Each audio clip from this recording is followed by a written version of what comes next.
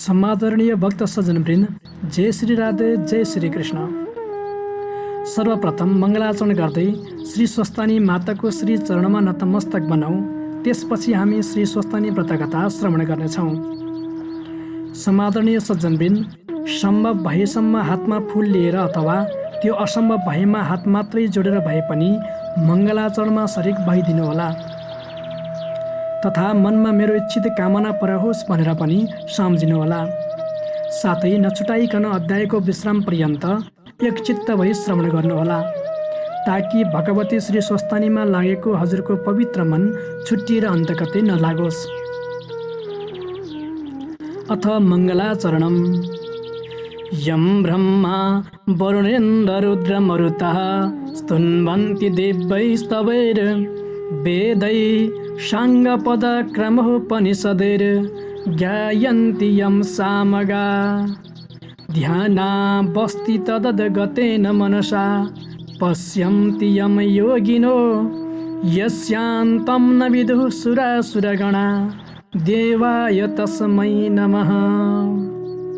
श्रीमच्चन्दनचर्चितोज्ज्वलवपुः शुक्लाम्बरा मल्लिका मालालङ्कृतकुण्डला प्रविलसन् मुक्तावली शोभिता। सर्वज्ञाननिदानपुस्तकधरा रुद्राक्षमालाकरा। वाग्देवी वदनाम्बुजे वसतु मे त्रैलोक्यमाता चिरम्। मूकं करोति वाचालं पङ्गुं लङ्घयते गिरिं। यत्कृपातमहं वन्दे परमानन्दशङ्करम्। नमो भगवते तस्मै व्यासाय अमिततेजसे यस्य प्रसादाद् वक्ष्यामि महादेवकथामिमाम्। नारायणं नमस्कृत्य नरं चैव नरोत्तमं देवीं सरस्वतीं व्यासं ततो जयमुदीरयेत्। स्वस्थानी जननी महेश्वरप्रिये हे सर्वभूतेश्वरी। ज्योतिर्बिन्दुस्वरूपले गतिदिने हे सर्वशक्तिश्वरी। यस्तो शक्ति मम दिनो सजुरले सत्कर्म के हो चिनु। इच्छा पुष्प यिनै चढाउँछु मुमा वात्सल्य वर्षाउनु। इच्छा पुष्प यिनै चढाउँछु मुमा वात्सल्य वर्षाउनु। आदरणीय भक्त सज्जनवृन्द, अब हजुरहरूले लिनुभएको पुष्पाञ्जलीलाई पुस्तकमा चढाउनुहोस् र एकचित्त भई कथा सुन्न प्रारम्भ गर्नुहोस्।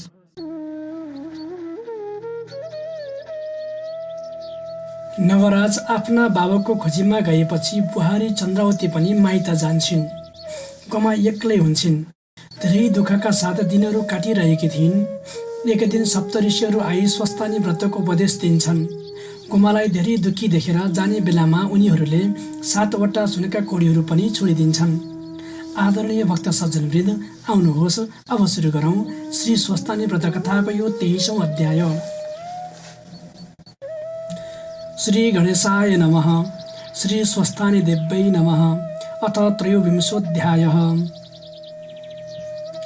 कुमारजी आज्ञा गर्नुहुन्छ, हे अगस्त्य मुनि। त्यहाँ उपरान्त ती नवराज आफ्ना बाबाको खोजी गर्न गएपछि नवराजकी स्त्री चन्द्रावतीले पनि आफ्नी सासू गुमा ब्राह्मणीसँग भनिन्, हे माता, म पनि मेरो माइत नगएको धेरै दिन भयो। यहाँ खानालाई अन्न छैन, लाउनलाई वस्त्र छैन। अरूसँग मात्र मागी कति दिन निर्वाह गर्ने हो। यस अर्थले म अलिक दिन माइत बसी आउँछु। तपाईँ आफ्नो जिउ र घरको सम्हार गर्नुहोला। तपाईँका छोरा आएपछि भने मलाई डाक्न पठाउनुहोला। म गएपछि एक पेट पाल्न तपाईँलाई पनि सजिलो हुनेछ। यति भनी गुमा ब्राह्मणलाई दण्डवत प्रणाम गरी चन्द्रावती माइत गइन्। चन्द्रावती पनि माइत गएपछि गुमा ब्राह्मणलाई साह्रै दुःख भोग्नु पर्यो। आफूलाई यस्तो दुःख भएको देखि भिक्षुकरूप श्री महादेवले श्राप गरेको सम्झी मनमा भन्न लागिन्। 7 वर्षकी हुँदा 70 वर्षको बुढासित विवाह भयो। उहाँ पनि भिक्षा माग्न भनी जानुभएको अझै फर्किनु भएन। छोराको मुख हेरी दुःख बिर्सेकी थिए। छोरा र बुहारीले पनि छोरी मलाई यस्तो अवस्थामा पारे। हे जगदीश्वर, मैले जानिन। मेरो त्यो अपराध क्षमा गरी रक्षा गर्नुहोस्। यति भनी आँखादेखि बर्र आँसुका धारा खसालिन्। गोमा सधैँ यस्तै गरी रोइ कराई बौलाही जस्ती भई हिँड्न लागिन्। यो कुरा कैलाश पर्वतमा पार्वतीले थाहा पाई श्री महादेव खुसी भएका समयमा बिन्ती गर्न लागिन्, हे स्वामी, गोमा ब्राह्मणीले साह्रै दुःख पाइन्, ती पनि हजुरकी स्त्री नै हुन्, त्यसो गर्नु योग्य छैन। हे दयासागर, आज्ञा भए तिनीलाई पनि श्री स्वस्थानी परमेश्वरीको व्रत गराउने थिएँ, जसबाट ती दुःखका समुद्रदेखि पार हुने थिइन्। पार्वतीका यस्ता वचन सुनि श्री महादेवबाट आज्ञा भयो, हे पार्वती, हुन्छ, तिमी त्यस्तै गर। श्री पार्वतीले पनि श्री महादेवको आज्ञा अनुसार सप्तऋषिहरूलाई बोलाएर भन्नुभयो, हे सप्तऋषि हो, तिमीहरू मर्त्य मण्डलमा जाओ र चन्द्रज्योति नगरमा गोमा नाम गरेकी ब्राह्मणीलाई भेटाओ। तिनी अति दुखी छन्, तिनलाई श्री स्वस्थानी परमेश्वरीको व्रत गराई आऊ। श्री स्वस्थानी परमेश्वरीको व्रतका प्रभावले गोमा ब्राह्मणी दुःखदेखि पार होलिन्। यति भन्दै माता पार्वतीले व्रतको विधि बताउनुभयो। श्री पार्वतीको आज्ञा सुनि सप्तऋषिहरूले हावास पनि मर्त्य मण्डलको चन्द्रज्योति नगरमा पुगेर सहर बाहिर गोठल्ला केटाकेटीसित सोधे, हे भाइ बहिनीहरू हो, यहाँ को दुखी छ, को गरिब छ? यसरी सोद्धा ती केटाकेटीहरूले उत्तर दिए, हे ऋषिदेवहरू हो, यो चन्द्रज्योति नगरमा त्यस्ता दुखी कोही पनि छैनन्, सबै सुखमा छन्। तर सहर बाहिर गोमा नाम गरेकी ब्राह्मणी अति दुखी छन्, त्यहाँ गई सोध्नुहोस्। यति भन्दै केटाकेटीहरूले सप्तऋषिलाई घर देखाइदिए। सप्तऋषिहरूले पनि गोमा ब्राह्मणीको घर छेउमा गई गोमा भन्दै उनलाई बोलाए। गोमा ब्राह्मणीले पनि सप्तऋषिहरूको आवाज सुनि बाहिर आएर हिँडिन् अनि सप्तऋषिलाई देखेर प्रणाम गरी आधार साथ भित्र बोलाएर लगिन्। त्यसपछि प्रिकामा बसाली सप्तऋषिसँग बिन्ती गर्न लागिन्, हे ऋषीश्वर हो, मेरो घरमा म जस्ती पापनीलाई दर्शन दिनुभयो, के कामले आउनु भएको थियो, आज्ञा गर्नुहोस्।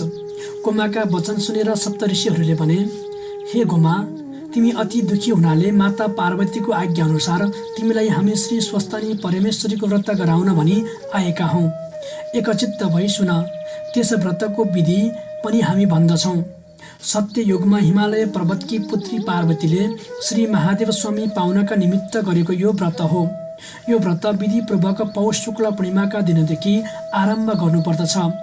व्रत सुरु गर्ने भन्दा अघिल्लो दिन हात गोडाका नङ काटी स्नान गरी शुद्ध भई एकभक्त रही एकचित्त गरी महिना दिनसम्म नित्य मध्याह्न कालमा श्री महादेवको पूजा गर्नुपर्दछ। माघ शुक्ल पूर्णिमाका दिन आएपछि अष्टोत्तर 100 अर्थात् 108 रोटी, 108 अक्षता, 108 विभिन्न जातका फूल, नाना उपचार तयार गरी तामाको थालीमा ओमकार लेख्नु अनि गङ्गाजलले स्नान गराउनु र सिन्दुर, रक्तचन्दन, फलफूल चढाउनु। धूप, दीप, नैवेद्यादि मेवा, मिष्टान्न, कस्तुरी वस्त्र पेढी चढाई श्री स्वस्थानी परमेश्वरीको पूजा गर्नुपर्दछ र कथा सुन्नुपर्दछ। तिमीले श्री स्वस्थानी परमेश्वरीको कथा अर्कालाई पनि सुनाउनु, सुन्ने कोही नभए आफैले भन्नु, आफैले सुन्नु वा आफ्नो ओछ्यान, खाट, चर्का, धनु आदि जे छन् तिनलाई सुनाउनु पर्दछ। त्यसपछि जुन कामना गरी आफूले व्रत गरेको छ, मेरो फलानु कामना सिद्ध होस् पनि श्री परमेश्वरीलाई अर्घ्य दिनु र जप ध्यान गर्नु। श्री स्वस्थानी परमेश्वरी भनेकी कस्ती हुनुहुन्छ भने, सुवर्ण वर्ण दीप्ताभाम त्रिनेत्राम कमलासनम एवं ध्यात्वा महादेवी स्वस्थानी जगदीश्वरीम सिंहासन पद्मासीनां सर्वालंकार भूषितां नीलोत्पलधरां वामे दक्षिणे वरदां शुभां खड्ग चर्मधरां चोर्धं वाम दक्षिणयोः क्रमात् चतुर्भुजां च मां तत्र पूजयेद वृषकेतुनम्।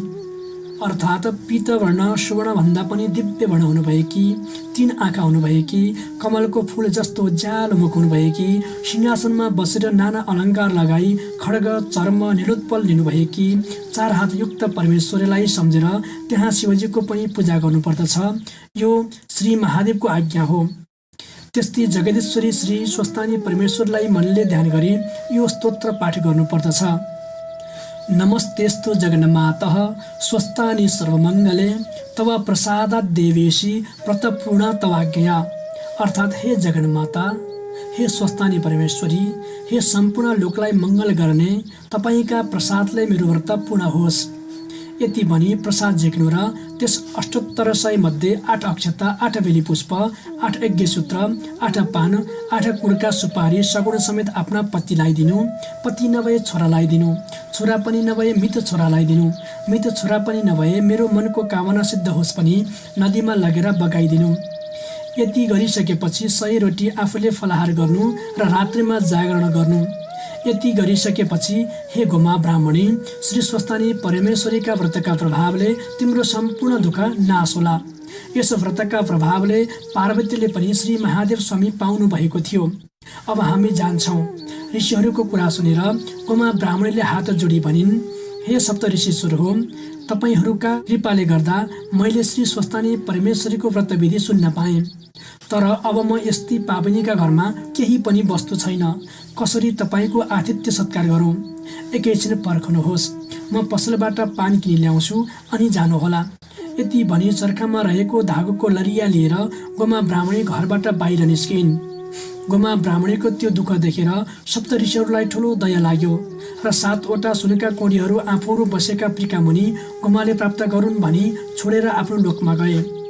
इति श्री स्कन्द पुराणे केदारखण्डे माघ महात्म्ये कुमार अगस्त्य संवादे श्री स्वस्थानी व्रतकथायां सप्तर्षिकृत श्री स्वस्थानी व्रतोपदेशो नाम त्रयोविंशोऽध्यायः सम्पूर्णम्। श्री उमा महेश्वराभ्यां नमः।